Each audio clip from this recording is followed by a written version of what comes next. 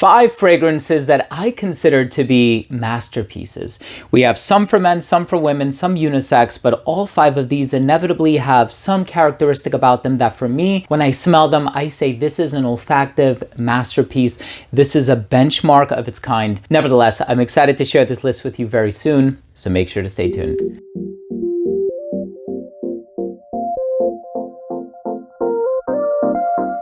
Now, before I begin today's episode and I tell you about these 5 fragrances / perfumes that are masterpieces, I consider each one of these to be a masterpiece in its own right. I want to start the video off first by saying that if you're a fan of fragrance-related content, and of course, if you love smelling your best, hit subscribe, hit the bell, and give this video a thumbs up for the YouTube algorithm. It would really mean a lot to me. And of course, before I start, I do want to mention that if you want to pick up any niche designer fragrance at a discount, you can always utilize a source like Max Aroma. I think Max Aroma is incredible. That's not to say that every single one of the fragrances in this list will be available at Max Aroma, but in the event that they are, I'm going to drop the links down below. They're not affiliate links. I do have a code. You can utilize a code if you'd like. It's not an affiliate code. I don't make any commission. It's just so that the brand can track where the sales are coming from, basically. So these are fragrances / perfumes that, in my opinion, I consider to be a masterpiece, right? So that is a term that I don't use very often. It's a term that I use with intention. It's very deliberate. And, you can like a fragrance very much. You can say, this works so well with my pH levels and it makes me feel good and it lifts my spirits and it just puts me in a positive frame of mind. That's all well and good. But I also think that to call something a masterpiece means that it does something that no other perfume has done prior to it. I think it set a certain benchmark in the fragrance industry. So it's a term that I use very sparingly and very carefully. So let's just go ahead and start things off with the first one. My goodness, I remember purchasing this one at a discount. I don't think I paid full retail for this one. This one by Bond No. 9 is called Chinatown. I love that dual personality of the bottle here. So this is such a beautiful tuberose fragrance. There's tuberose, there's gardenia. It's composed by Aurélien Guichard, and it also has a bit of cardamom. So it has this spicy floral personality.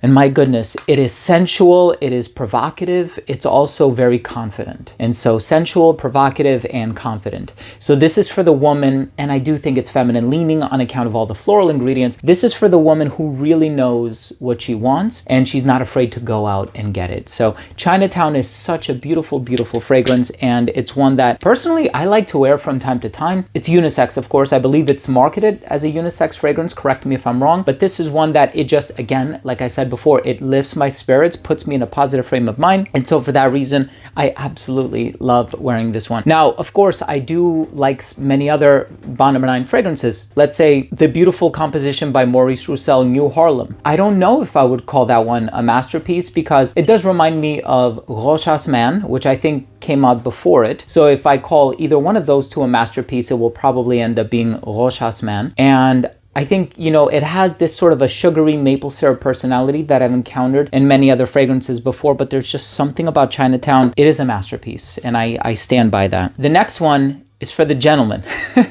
This one is going to bring you back maybe to high school, depends on how old you are. And this one has a lot of citrus and mint, and there's juniper berry, and there's oak moss, and this is just a really confident fragrance. And this is one that does kind of, at this point, give off old school vibes. And it's none other than Drakkar Noir by Guy Laroche.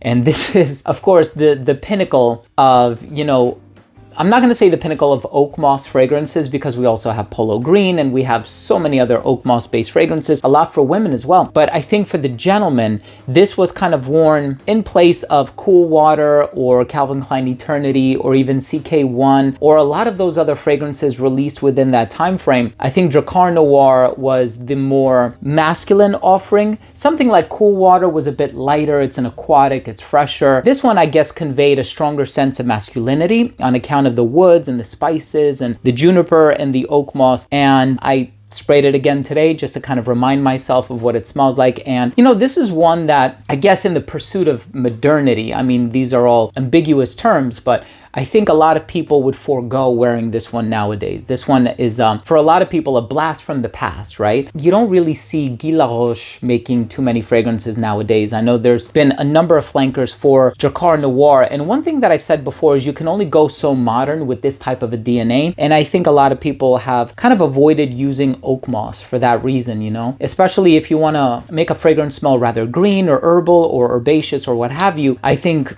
nowadays we see a lot of lavender, we see a lot of clary sage, we see a lot of other aromatic ingredients being used, but you don't really get a whole lot of oak moss nowadays. But in my opinion, and what this fragrance has done, it is truly a masterpiece. The next one, and this is such a beautiful, classy, floral fragrance. I believe it opens a little aldehydic as well, but it has like this sharp personality. And this one, very popular among the ladies, and I know it's been around for quite a while now, but this one by Givenchy is called Istis. And you know, there are so many classic perfumes, and I had to purchase this one. And of course, I've smelled this many, many times, you know, throughout my childhood, but I had to purchase myself a bottle of this one again because I just remember seeing so many posts about it online.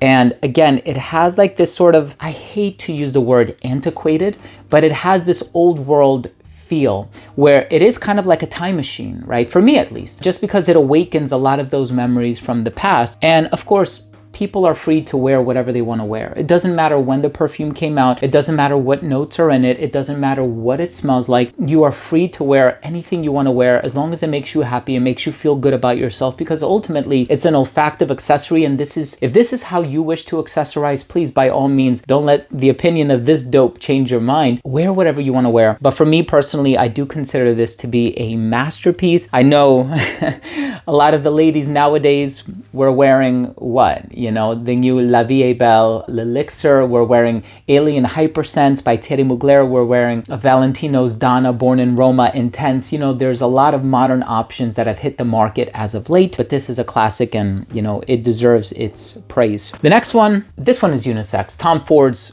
Ombre Leather. And I know this has become so popular that there is the Parfum version, and then there's the new flanker that just came out last year, towards the tail end of last year. But Ombre Leather, that spicy saffron vibe, that smooth, elegant, rich and luxurious, expensive smelling leather that is in here, this is phenomenal. And I almost didn't want to include this in the list because I kind of wanted to include Tuscan leather in its place, and I guess they can share that spotlight because I think they're both amazing. But for whatever reason, I think this one being introduced in the signature line, having more accessibility, and it's, I think, become more popular, especially as of the last few years, than Tuscan leather. This one is just amazing. Ombre Leather for me is this unisex masterpiece. I think a lot of people would argue it's masculine leaning on account of the spice and the leather, and maybe it comes across a little bit rough and tumble for some people, but in my humble opinion, it is amazing. It's a perfect unisex fragrance if you like leather and you don't want that sweetness, you know. And I guess with the berry ingredient in Tuscan leather, that is a bit more unisex. It feels so weird to say that, but this one I think is going to be amazing for a lot of people who haven't discovered it yet. Now, the perfume in the number 1 spot, and this is a bottle that I inherited from my late friend Carlos's collection, and you know, God rest his soul, and I love this fragrance so much. This is a peach or apricot, I don't remember, but it has like this peach and tuberose combination, and every time I smell it, I'm like, this is like the top tuberose perfume. Like if you make a top tuberose perfumes list and this is not in the number 1 or number 2 spot, then I don't know what we're doing, right? Like, this is a beautiful tuberose. And also there's Tuberose Imperial by BDK Parfum. I think that's a great fragrance too. And you should be able to already guess what this is. I haven't revealed it. I haven't displayed the bottle yet, but if you do know what it is, pause the video and drop your comment down below and tell me, what do you think I'm gonna say is the best tuberose perfume? This is unquestionably a masterpiece. I'm so glad that it's still in production. I mean, it's been around for decades. Look it up. This has such a rich history to it. And wow, what a beautiful, beautiful perfume. And I will always have a bottle of this in my collection. And I fear the reason why that is because I don't wear this one, right? It belonged to my friend. And so I'm always gonna have this bottle in my collection. I know that for sure. But this one by Robert Piguet is called Fracas. This is such a beautiful, beautiful fragrance. Robert Piguet Fracas. Have you tried this one? If you have, let me know what fragrances, perfumes, colognes, whatever you want to call it, what fragrances do you consider to be masterpieces. I would love to hear from you. Drop your comment down below. It would really mean a lot to me. And also, again, if you took anything of value from this video, please subscribe to the channel, hit that like button. Please follow me on all social media. And of course, if Max Aroma has any of these, which I assume they would, they have a lot of really hard to find designer and niche fragrances for competitive prices. I'm going to drop the links down below. Thank you again so much for watching. I love you all from the bottom of my heart. And we'll see you tomorrow with a new episode.